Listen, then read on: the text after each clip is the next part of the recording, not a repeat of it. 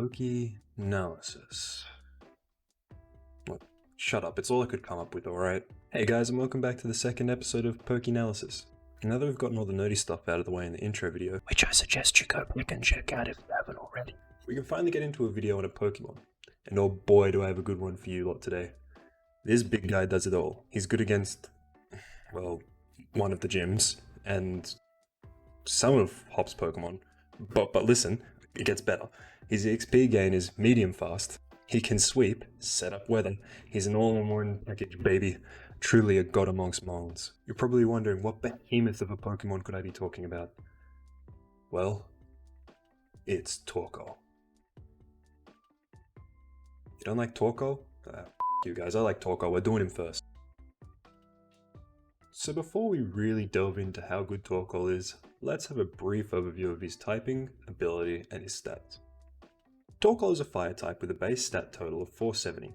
The highest base stat in the game is 780, and that is held by only 2 legendary Pokemon, and as much as I love the big boy, he is no legend, except in my heart. His top 2 highest stats are his defense, which is 140, and then his attack and special attack sits in second place with 85. Torkoal has access to 2 abilities and 1 hidden, but in a regular playthrough you're not really going to be hunting for hidden abilities, and in this case it is actually arguably worse than his regular ones. His 2 regular abilities are White Smoke, which make it so his opponents can't lower Torkoal stats, and Drought, which sets up weather conditions of harsh sunlight when you enter the battle. Both of these abilities are quite solid in a regular playthrough, but you'll have to really use your brain if you're going to use Drought, because you may need to use a water type shortly after, and if you do that, your power is going to be cut off in the start.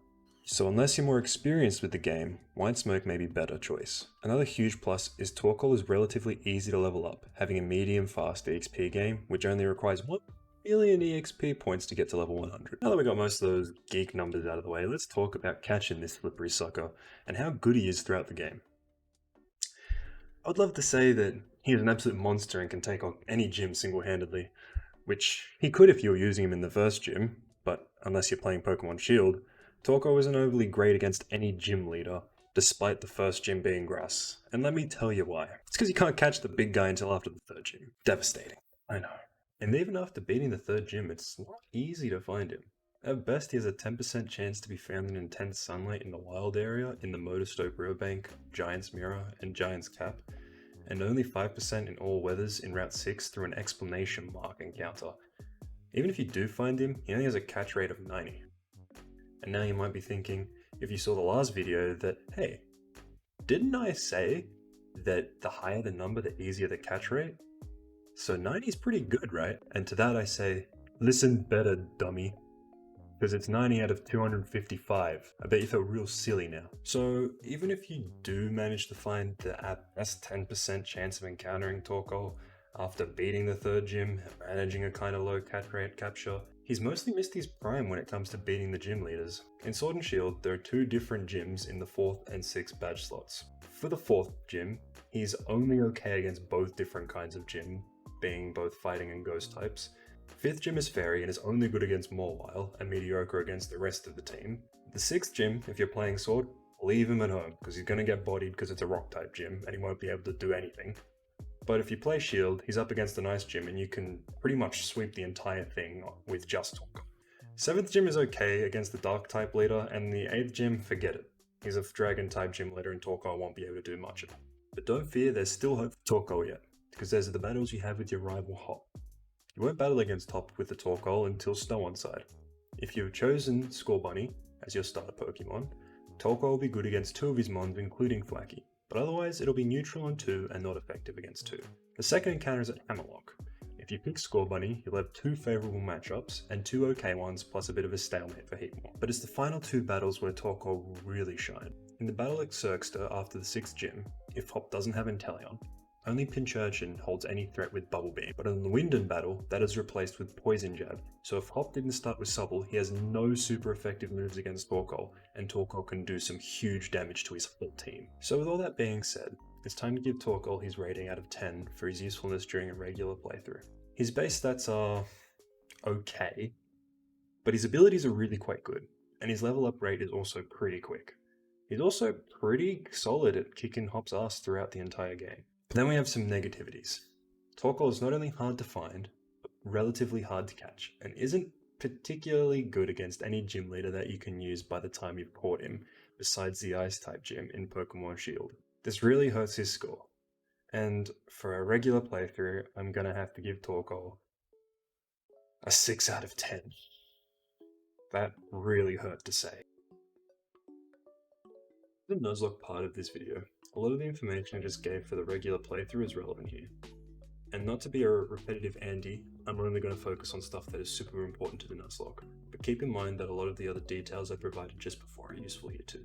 Firstly, in a Nuzlocke, you are very rarely going to be able to use a Pokemon with a rare encounter rate because you can only catch the first Pokemon that you run into in every area.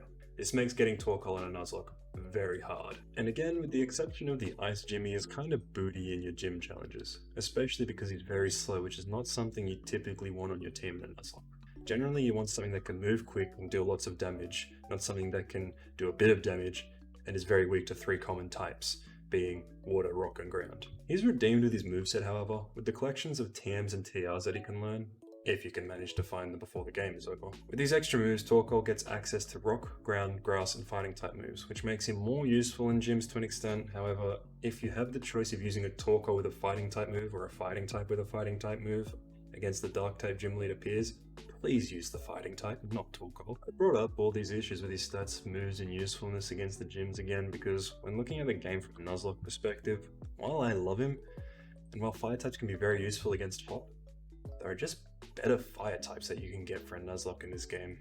They may require more work to evolve, but it isn't uncommon to have a Pokemon to sit in your team soaking in EXP till it evolves and becomes the monster that you needed all along. If you're looking for some other fire types available, there is Chandelure, who, while is a pain to evolve, its stats are significantly higher than Torkoal's and has ghost typing as well.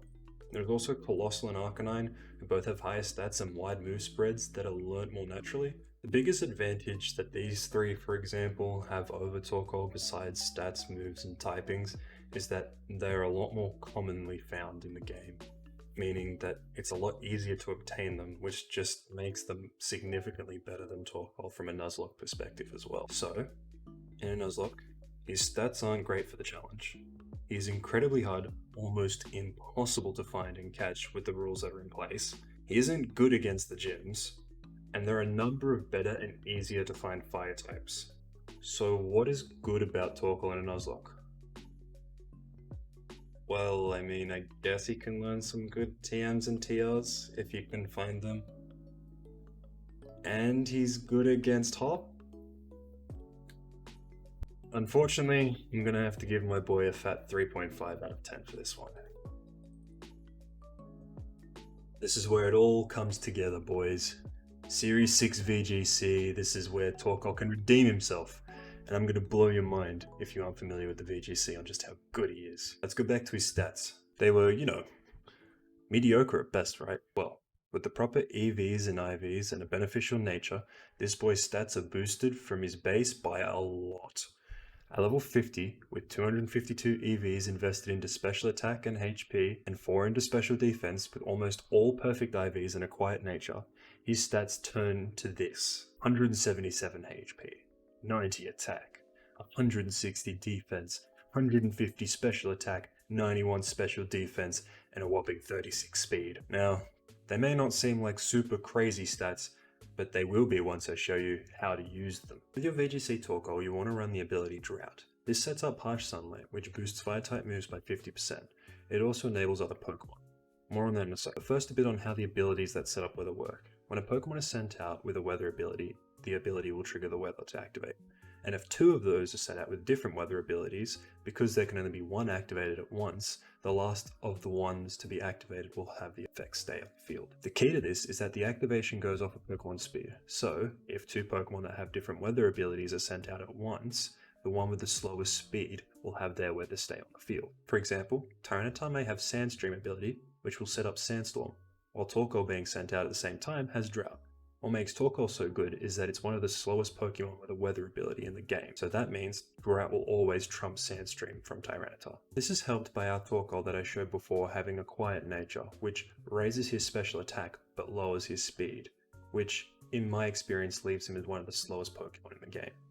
This means that he'll always get the Sun Up. This is useful because of who you would pair him with. For example, in Series 5, Venusaur was popularly paired with Torkoal because of his ability Chlorophyll, which doubles Venusaur's speed in sunlight. Often these two would be the lead Pokemon in a battle because with the extra speed, Venusaur could use Sleep Powder to put a Pokemon to sleep almost 100% of the time, right at the start of the battle, making it essentially a 1v2, or making the other player having to switch out their slept Pokemon. Torkoal was also very popular with Solar Power Charizard because it would boost his special attack by 1.5% in the sun. Torkoal was a very powerful hitter as well. Usually you would run Eruption, which when your HP is full would have a base power of 150, which is doubled because of the sun, becoming disgustingly powerful. Plus, it hits both enemies on the field. Solar Power would be the second move, which usually takes 2 moves to hit, but only 1 in Sun, has a 120 power and is a grass type move. The third move would be Protect, which does as the name suggests and makes him immune from everything on that turn except for a Dynamax hit. And the fourth move would be Heat Wave, which can hit both Pokemon on the field on the enemy's team for a base power of 95 and has a chance to burn both. These numbers are scary when thinking about the drought boost to the fire type moves, but then there's also the item he could hold, which is Charcoal. This would also boost his fire type moves by 1.2 times, making these high power moves even more powerful. Torkoal also thrives in Trick Room, which is where Protect comes in. While waiting for Trick Room to be set up, you can Protect to make sure Torkoal doesn't take any unnecessary damage, and then when Trick Room is up, which switches everyone's speed so that the slowest goes first, you have this huge hitting sweeper and Torkoal boosted up by Drought and his item Charcoal. In VGC, Torkoal was dominant. His moves were powerful and his stats were great in Sun. He enabled his team through his weather control, and with the right players and setup, Torkoal could literally wipe someone's entire team on his own. And for that reason, I'm giving Torkoal a 0 out of 10. Because they fucking banned him in Series 6!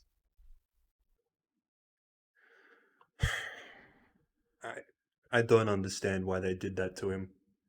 VGC was all he had. He's so useless.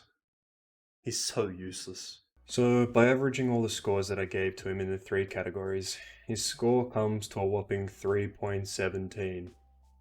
I hate to say it, but maybe Torkoal just isn't as good as I hyped him up to be. Huh. Fire Blast? Or Fire Charge or something like that? Nice. Good thing I said Thunder. As long as I don't get Thunder Wave. Or Safeguarded. Please like Safeguarded. Not again. Please hit the Sleep Powder. Fake Tears. Oh, this strap. Okay, maybe they do have something to kill Torkoal. No, they got Venusaur. Mistake. They don't realize. Big mistakes. Don't realize the real threat on the field.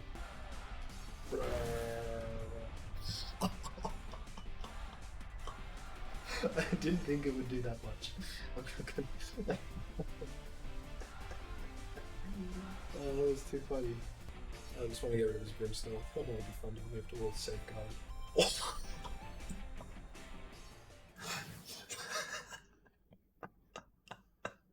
Psych, did you just see him make that guy rage quit? He's the best, he'll always be the best, and don't you forget it, alright? Anyway guys, thanks for watching, and I hope you enjoyed the video. I'm always wanting to hear feedback from what you guys have to say, so if you have any sort of criticism, or preferably constructive criticism about what I could do better in the next video, please leave me some feedback in the comments. Anyway, thanks again guys, and I'll see you in the next episode. Take it easy.